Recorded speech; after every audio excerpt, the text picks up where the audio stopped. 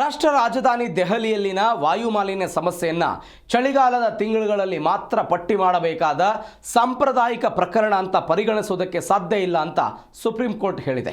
ಅಲ್ಲದೆ ಈ ಪಿಡುಗಿಗೆ ಅಲ್ಪಾವಧಿ ಮತ್ತು ದೀರ್ಘಾವಧಿಯ ಪರಿಹಾರಗಳನ್ನು ಕಂಡುಹಿಡಿಯುವುದಕ್ಕೆ ತಿಂಗಳಿಗೆ 2 ಬಾರಿ ವಿಚಾರಣೆ ಮಾಡುವುದಾಗಿ ಸುಪ್ರೀಂ ಕೋರ್ಟ್ ಹೇಳಿದೆ.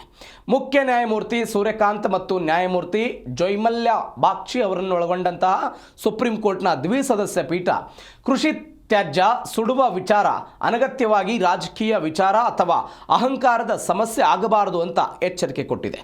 ದೆಹಲಿ ಎನ್ಸಿಆರ್ನಲ್ಲಿ ವಾಯು ಮಾಲಿನ್ಯಕ್ಕೆ ಕೃಷಿ ತ್ಯಾಜ್ಯ ಸುಡುವಿಕೆ ಪ್ರಮುಖ ಕಾರಣವಾಗಿದೆ ಎಂಬ ಸಾಮಾನ್ಯ ಆರೋಪವನ್ನು ಪ್ರಶ್ನಿಸಿದ ಹರಿಯಾಣದ ಹಿಸ್ಸಾರ್ನ ರೈತ ಕುಟುಂಬದಿಂದ ಬಂದ ಸಿಜೆಐ ಕಾಂತ್ ಅವರು ಕೋವಿಡ್ ಸಮಯದಲ್ಲಿ ಕೃಷಿ ತ್ಯಾಜ್ಯವನ್ನು ಸುಡಲಾಗ್ತಾ ಇತ್ತು, ಆದರೂ ಜನರು ಸ್ಪಷ್ಟವಾದ ನೀಲಿ ಆಕಾಶವನ್ನು ನೋಡ್ತಾ ಇದ್ರು. ಇದು ಮಾಲಿನ್ಯಕ್ಕೆ ಇತರ ಅಂಶಗಳು ಕಾರಣ ಅಂತ ಸೂಚಿಸುತ್ತೆ ಅಂತ ಸುಪ್ರೀಂ ಕೋರ್ಟ್ನ ಪೀಠ ಹೇಳಿದೆ.